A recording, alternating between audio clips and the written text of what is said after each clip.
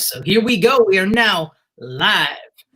All right, what's up, everybody? Justin here from R09 Studios, and I'm with Ryan. What's up, guys? Today, we are trying out our first live stream, first of all, so bear with us. Hopefully, this is working the way it should. Second thing, we're going to discuss Artemis Fowl, which just came out on Disney+. As you see, Ryan there's holding the book. We'll probably have some mixed views, mixed reaction on this. We're coming from two very different places in that I've only read a little bit of the first book.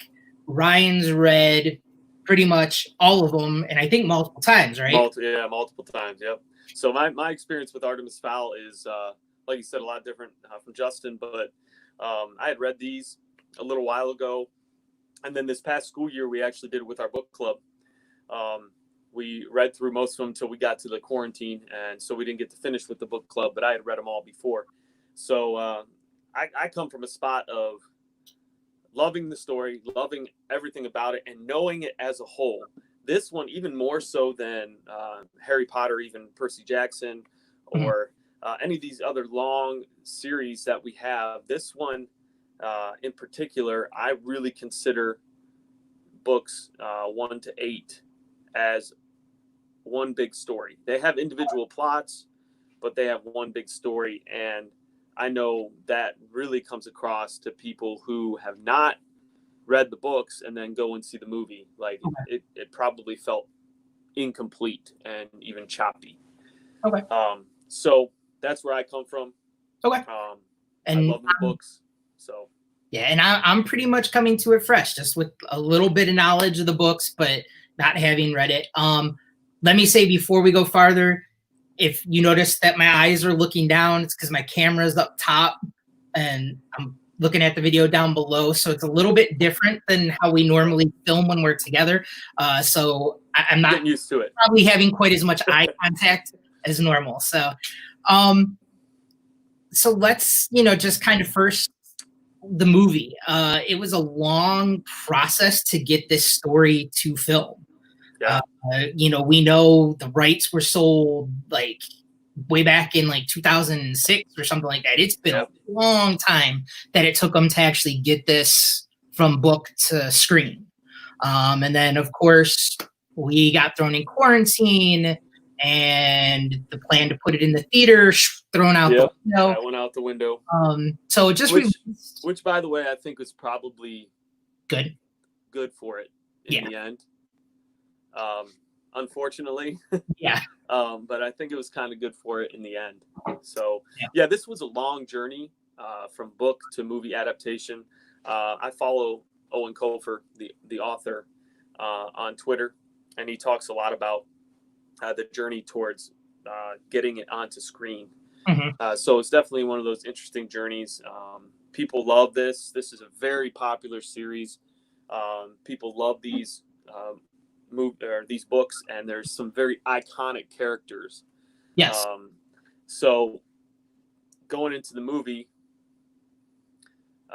there's some certain things that people wanted to see, and I think Justin and I pretty much have similar feelings about movie adaptations. Yeah. I know, like for me, I just know automatically that the movie can't be the book. Right. It just can't be. Even like what I think is the most faithful movie adaptation to a book series, Lord of the Rings, is still not the books. Right. There's just stuff that you can't include. Like in a book, you can have subplots and you can have side adventures. And in a movie, if it's not important to the essential plot, then they get rid of it. So I'm one of those people that's able to separate things. I love the Harry Potter books, and I love the Harry Potter movies for what they are. Right.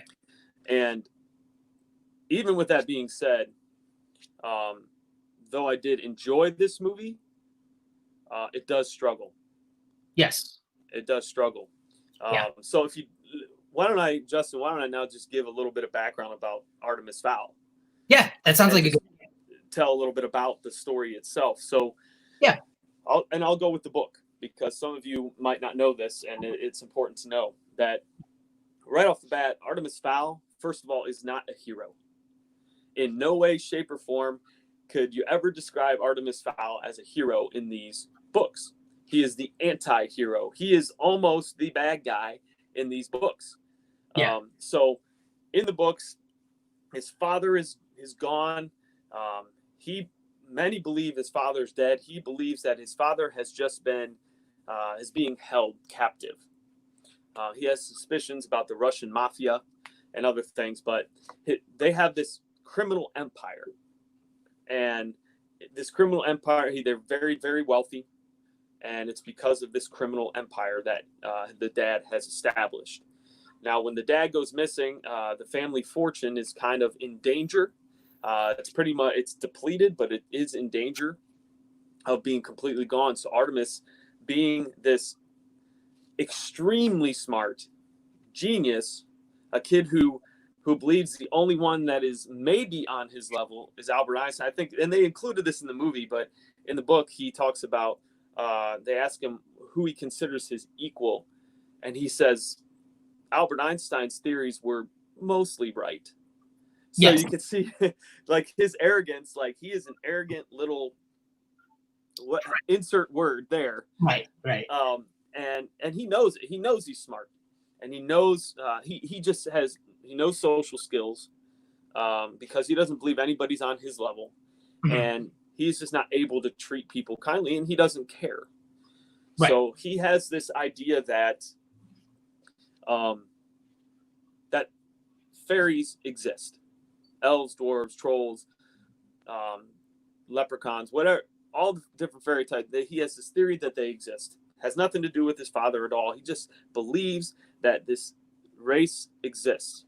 And it starts off in the book where he goes and he tries to get information. He gathers information. He uses that information to help him understand this fairy culture.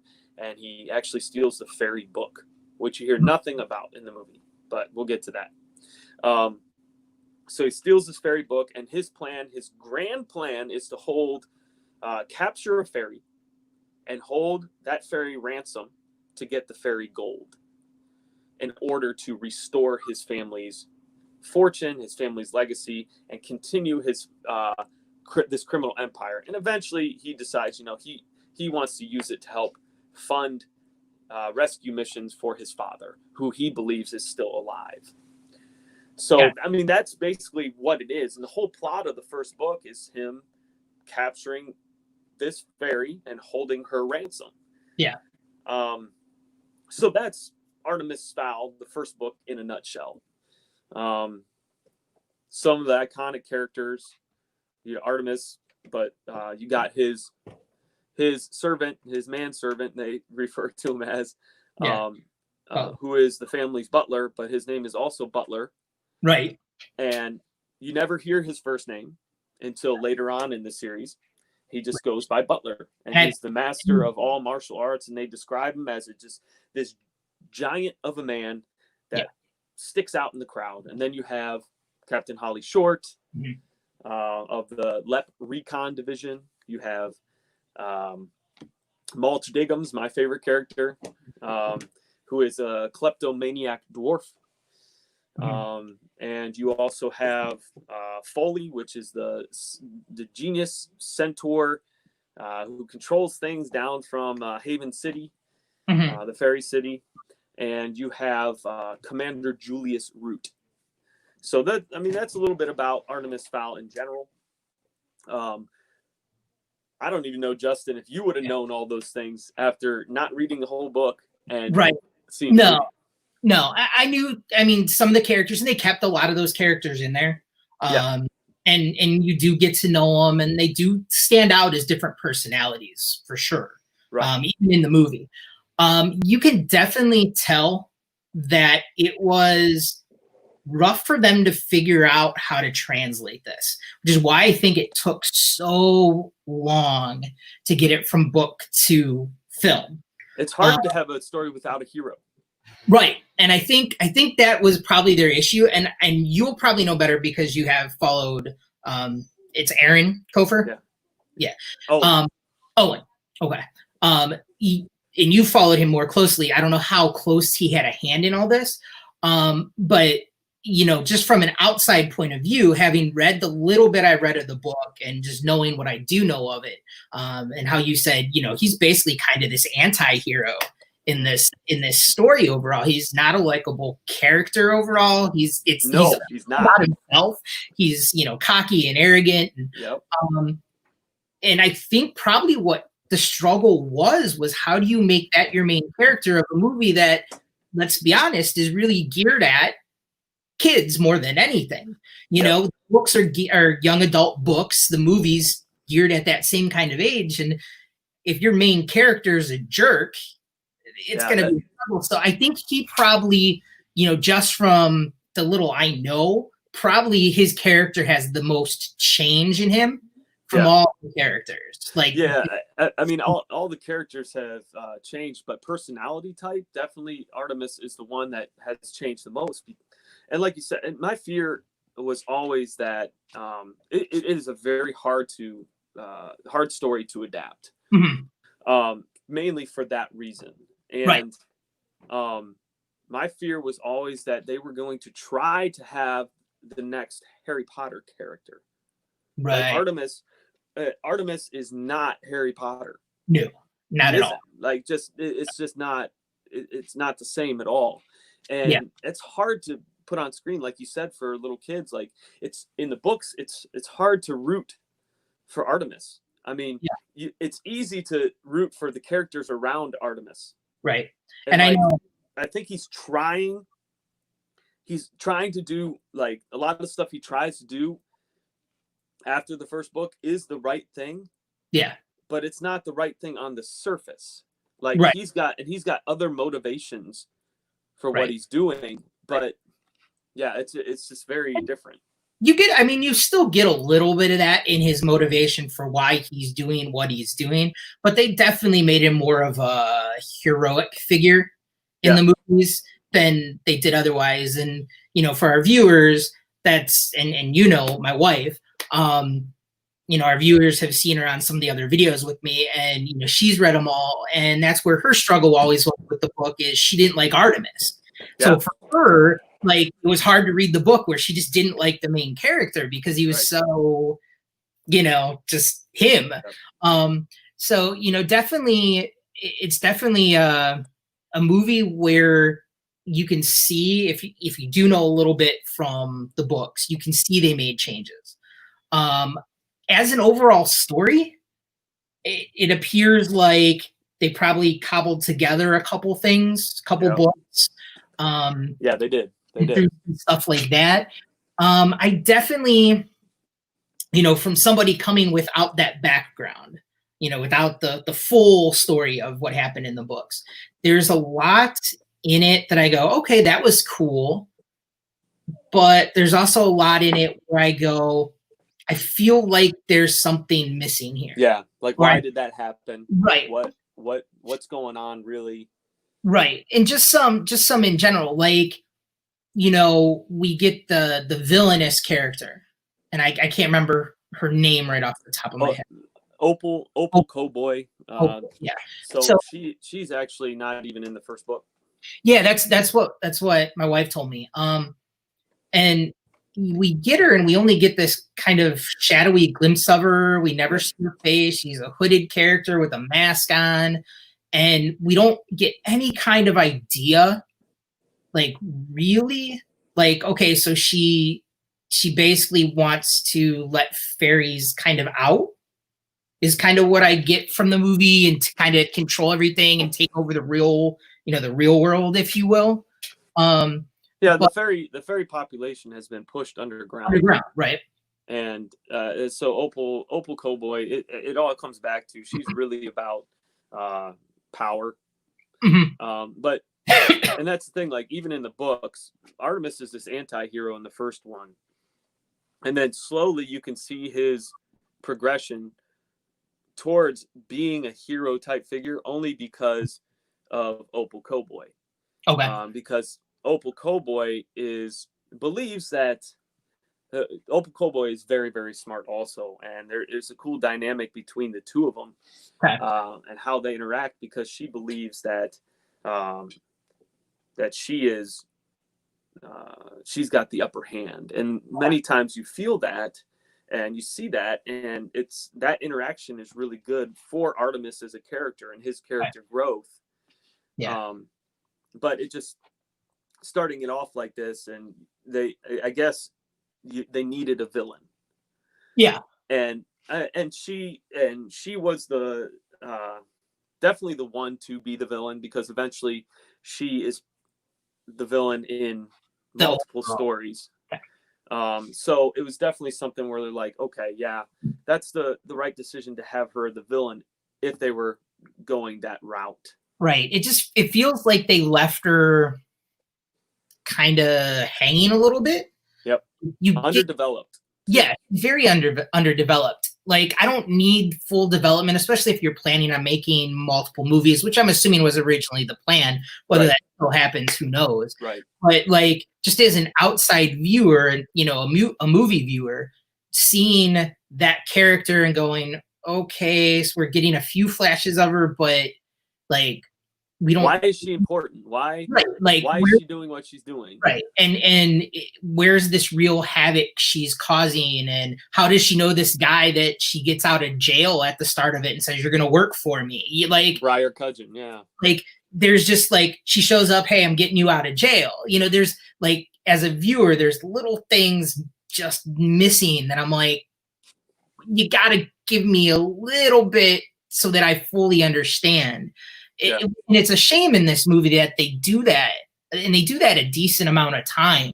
You know, one of the ones that really annoyed me was with was and I'm jumping a little bit here, but towards the end with Mulch has the he's eating the acorn thing, the Oculus. I don't even remember what it's, the Oculus. Yeah, or something like that. Because it's not in the books.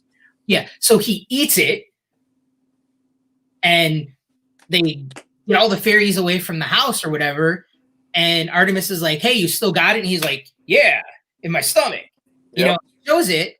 And then next thing you know, Artemis has it. Like, there's definitely hurried through things. And that's, I think one thing we can talk about now is the like individual characters. And you brought up Mulch Diggum. So let's look at Mulch. Like, Mulch is my favorite character in these books because he's comic relief. Yes. He is Owen Kofer he has great imagination, and these what he gives to these different races of creatures is completely different than you've seen in other books, which is great. It's hard to do. And so you know, they take this character Mulch Diggums and they kept a lot of his good elements in there, and I think they did a good job casting that. Josh Gad was the right guy to do it. I didn't even realize him at first until like his name popped up on the bottom. I'm like, kind of looks like him, and then once it popped up, I'm like, oh, it is him. That's him. Yeah. No. So like, his character, this kleptomaniac dwarf, he's. So Rye let us know it is the Oculus. All right, thanks, Rye. But it is oftentimes with Mulch Diggums. They started him off okay. Like, him telling the story was a little bit different, which is fine. But it was a storytelling device. Yeah. So he's telling the story, and then he comes into the story, and that was right. They used him because they want him to tunnel into Fowl Manor. They want him to find it. But some of the iconic scenes from the book with Mulch were left out. He tunnels in, and he's Artemis has Holly caged up in the basement. Okay, not a separate room that he created, or whatever. Right, and they have the separate room that they created for Holly, and she's secured in there. And they had to put her in this room because she was actually in the process of restoring her magic by planting an acorn, which you didn't see any of that at the oak tree. Right. So they put her in there, and they don't want to give her any type of earth, a patch of earth, to somehow restore her magic if she happened to smuggle an acorn in with her. Okay. So they have her secured in there, and Mulch comes in and is supposed to rescue Holly and then retrieve. Well, it's just to rescue Holly. And he comes in, he tunnels in, and he goes into the basement. And he opens the safe, which was pretty cool.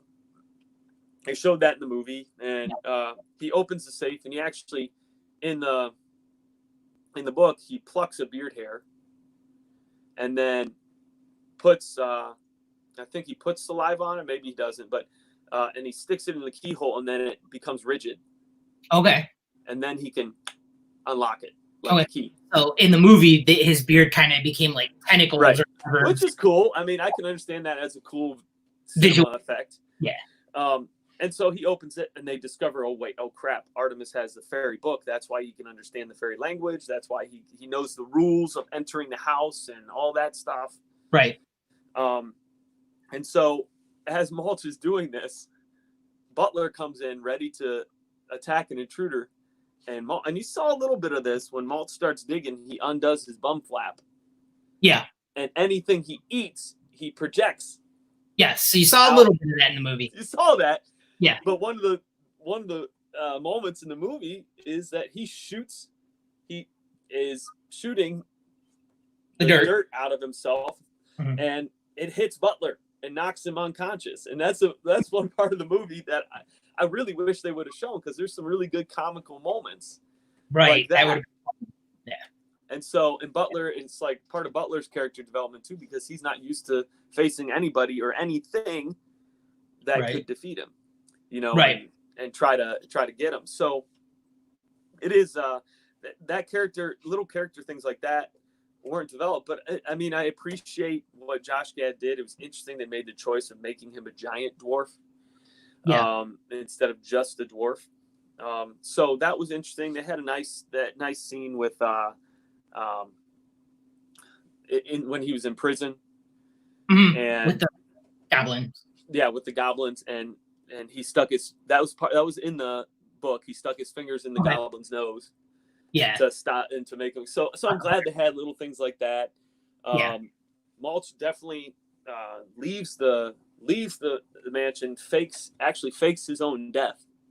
Okay.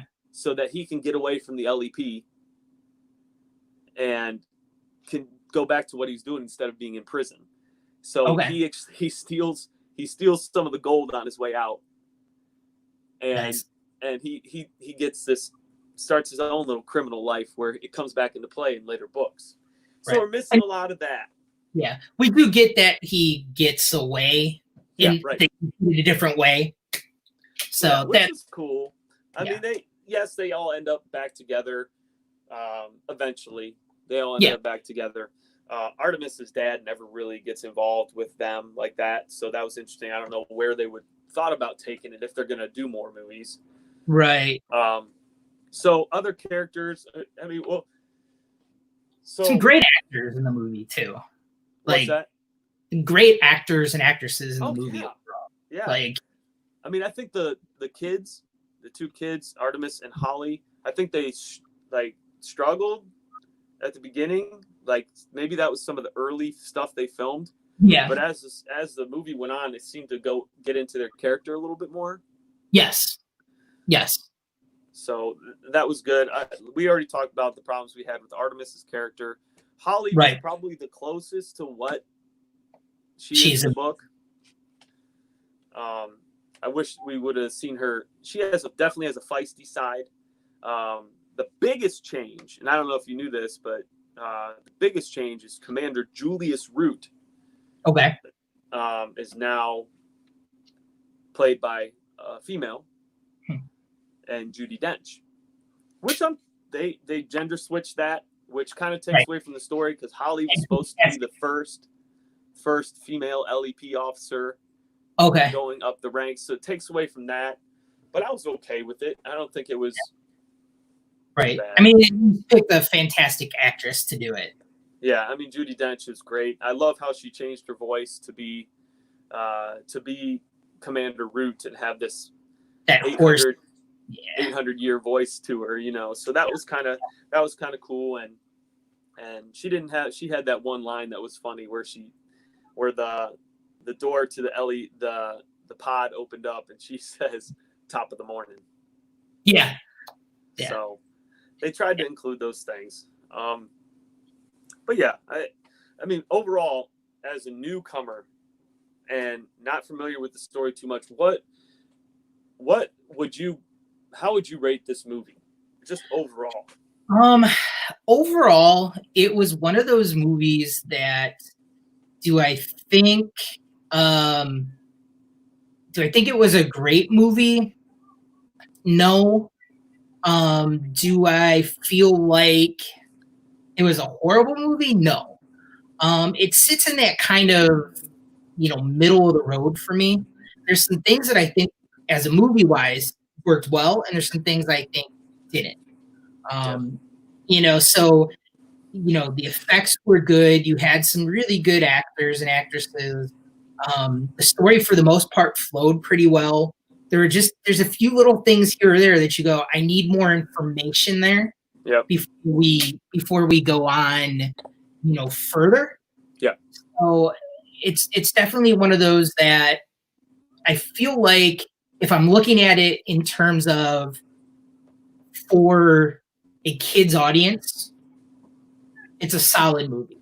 Yeah. If I'm looking at it from the perspective of, somebody who goes to the movies and watches a lot of movies, or somebody who knows the story, you're probably going to be a little disappointed in it, because it's missing some cinematic stuff. It's missing, obviously, made changes story-wise. I see I just froze. I don't know if you can still hear me. Yeah, I can still hear you. Okay. So it's one of those that I very much kind of look at it middle of the road, really. It's okay movie. We have comment here from Josh. The critics didn't really rate this movie very high. I haven't seen it, but would you rate it out of 10? Like I said, you can rate it first, and then I'll give you my thoughts. I'm kind of middle of the road with it, Josh. If I'm going, out of a 10, I'm looking at, it's probably just a 5 or a 6 for me. I can't go, hey, this is a 8, 9, 10, like definitely go see it, definitely bring it up and watch it. But at the same time, I can't go, you should never watch this movie.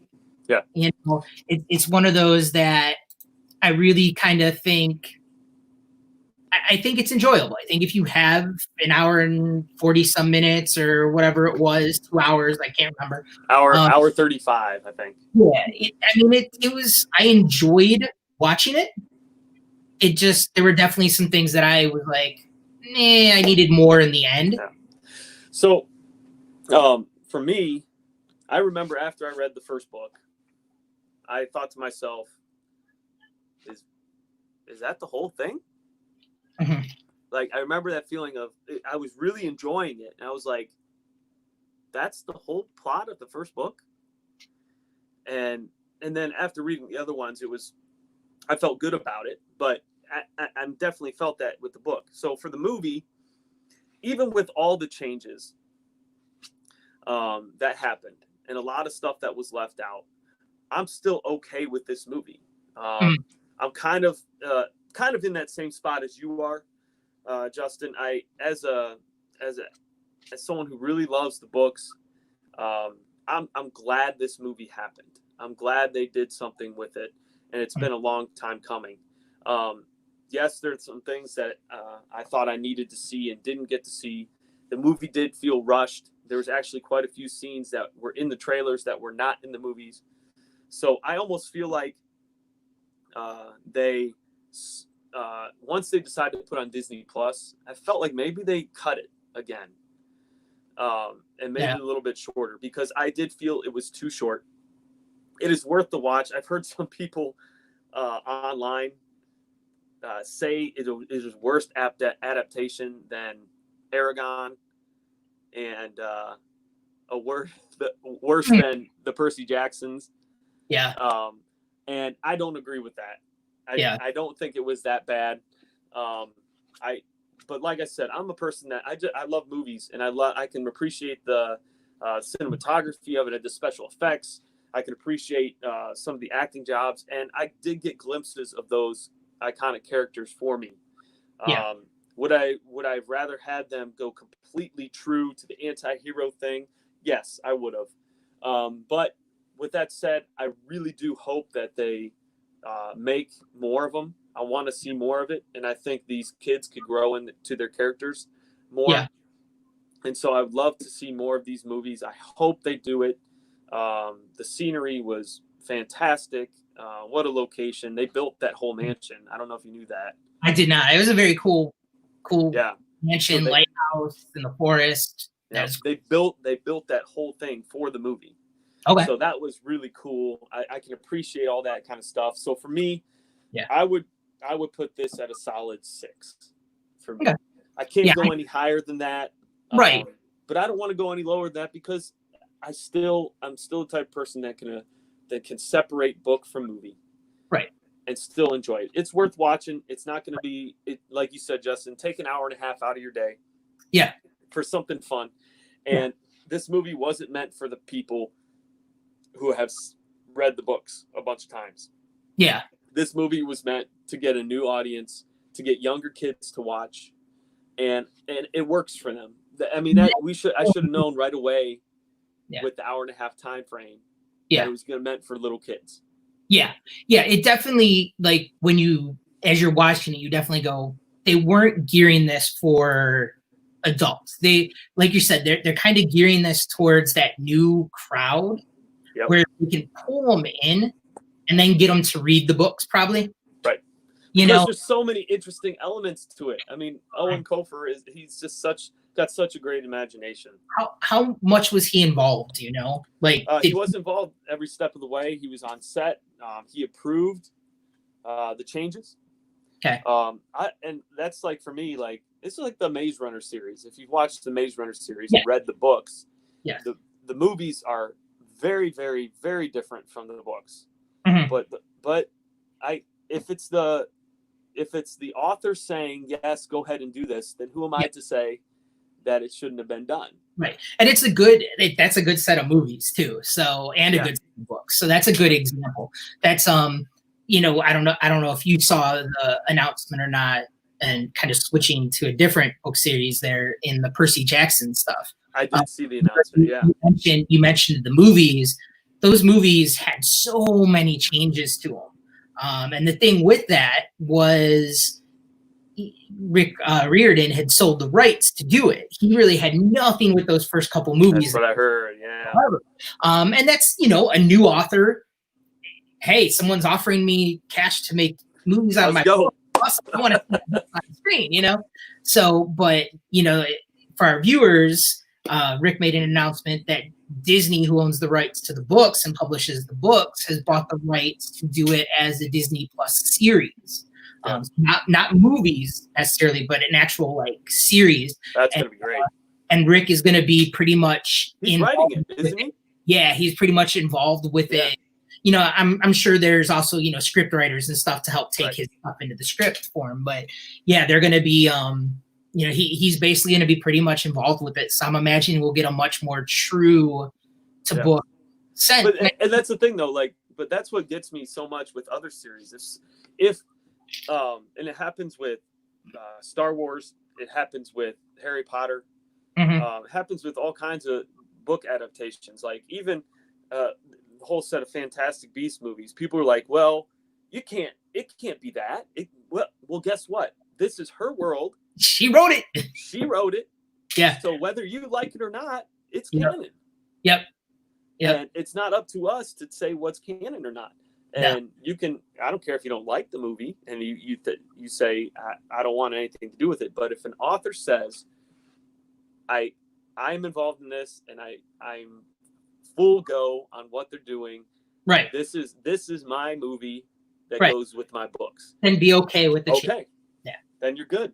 And understand, like in this case, it's probably more of a companion piece. It's probably not, it's not a perfect translation by any stretch of the imagination. But, as a viewer, like I said, I enjoyed it. There were definitely some things that, I think had this released in the theater would have bugged me more.